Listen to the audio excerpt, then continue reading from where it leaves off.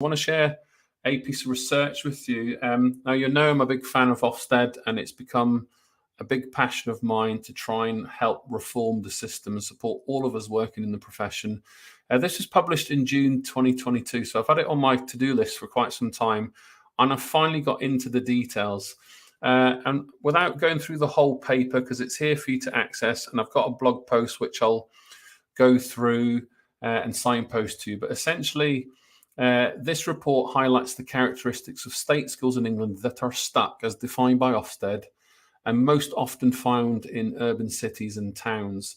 And the questions in this report unpick what are the characteristics of these schools, what contributes to these schools being stuck, how is the overall judgment of requires improvement by Ofsted and inadequate related judgments, and compare that to kind of previous frameworks. How does that all pan out? Other questions that are asked is, how do head teachers, teachers and governors of stuck schools perceive the validity and fairness? Now, having lived outstanding in inadequate schools, I definitely, how do you take that hard message, and is it valid and reliable? And what are the stakeholder views of how inspections can support their schools in these circumstances?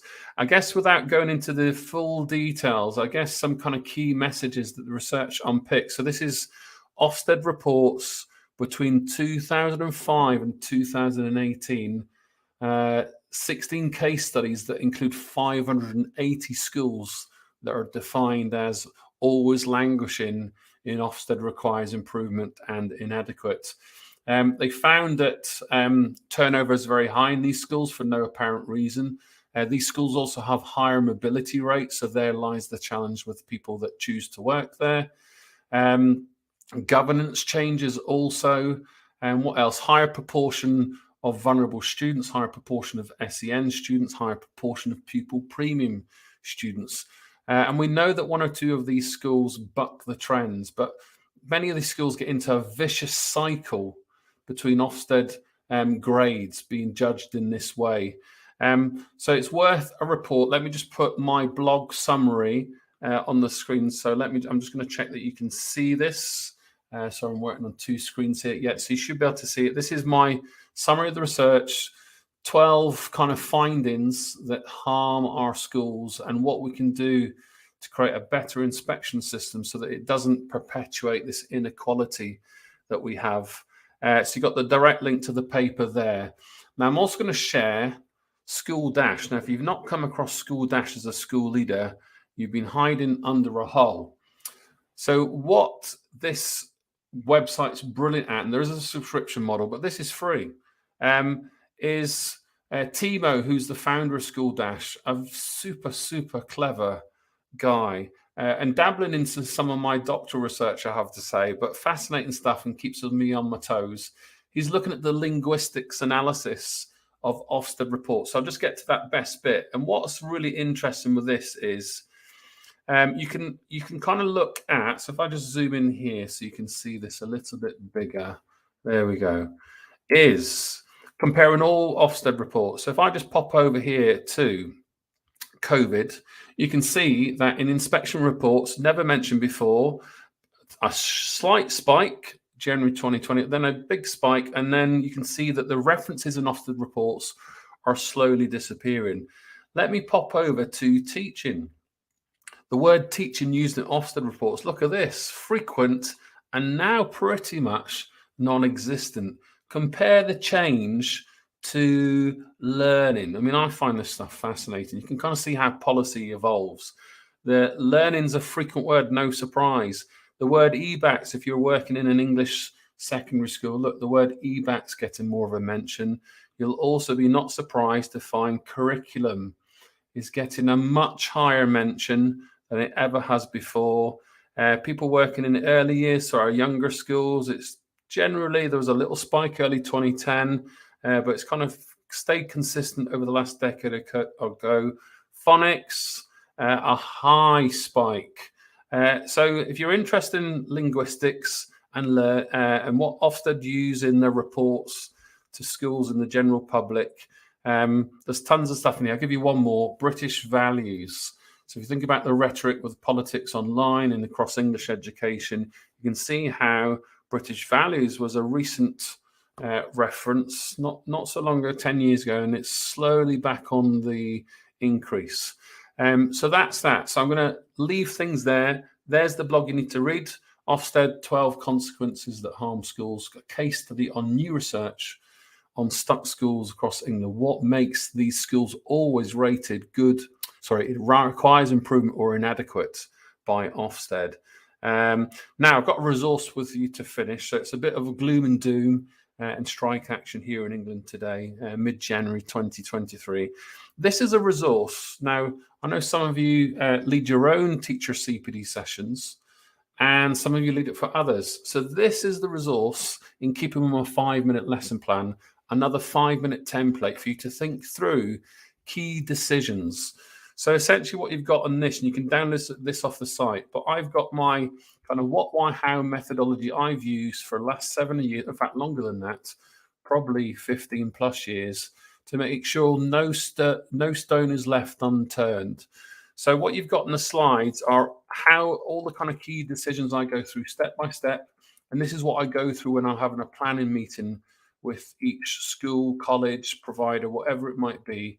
So if I just whiz to the end of the slides, you've got the blank template you can fill in as you're on the phone and adapt it to suit your own circumstances. But this is essentially what I go through. Now, I haven't edited this first slide very well. I need to go back and do that.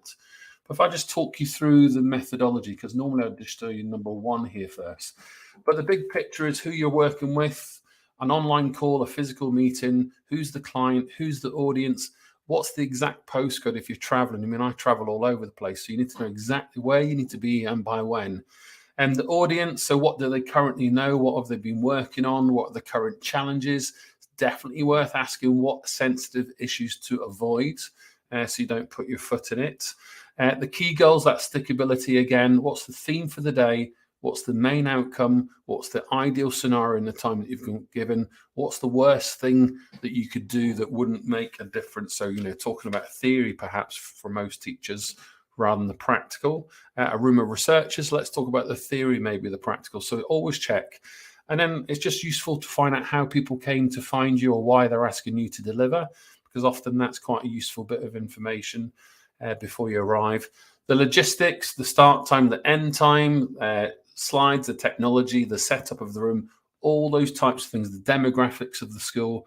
I always look carefully at the school context, published reports, published data. So there's lots of work that happens before I turn up. Now, the boring bits are essentially the paperwork, the invoices, the agreed terms, external people coming in from outside, etc., etc. I always also, once we've met with the client, so the school, college in this scenario, I read their teaching and learning policy, their appraisal policy, any documentation, any data, any reports to help get a clear picture on the day. And from the pandemic, I suppose I've trebled my workload in some respects, but I do an online pre-CPD event before I arrive, so there's no surprises. People get to know each other. You can set the scene, set a little bit of thinking homework. Then we do the physical event together. And then 4 to 6 weeks after, to add some value to hold myself and other people to account, we do a little online session. So what happened next? Here's a recap. Here's something new. And then that feedback part, every school, college I visit, I'll always leave a social media footprint. So Google reviews, tweets, those types of things to help boost local reputation, admissions, teacher applications, recruitment and retention, etc. And then I guess from my part, if a teacher comes up and absolutely loves it, grabbing some feedback, asking that question, how can I improve it, to always be as best that you can. And if you can grab a little bit of video or a quotation from them, then it's good for future references. So that's what I use. And that's my 5-minute event planner to make sure that the CPD I deliver is the best that it can be. Now, if you're wanting to find this on my site, I'm just going to wrap things up and finish off. But all you need to do is pop over to the resources tab on Teacher Toolkit. There's now over 230 public resources. There's lots more behind the scenes from members, but there it is there.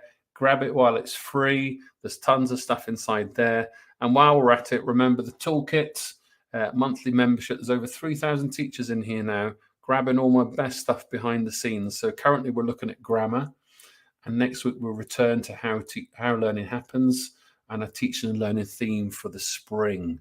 One last thing while I'm at it and I've got your attention, and I promise I'm going to go. I'm only going to do this once because I'm doing it physically in schools at the moment, so things are very busy. But I'm listing my online course for Guide to Memory. So I've got 4 sessions on Saturdays to kind of capture teachers in their own time. Fingers crossed your employer will pay for this service, but trying to make sure that I can meet your needs outside of working hours. My plan is to encourage you to become a learning expert through some of the things that I've seen, researched, learned, and tried for the last 7 or 8 years or so to publish my book, Guide for Memory. So if you're interested, that tab there, the hyperlink at the top, online training. Other than that, I'm going to stop things there. Difficult times for us all at the moment, strike action, cost of living, etc. So let's keep talking to one another, and I'll leave things there. I'm going to try and keep up with my live streams every Monday. Other than that, you know where I am. Send me an email if you need anything. Bye for now, and I'll see you next week.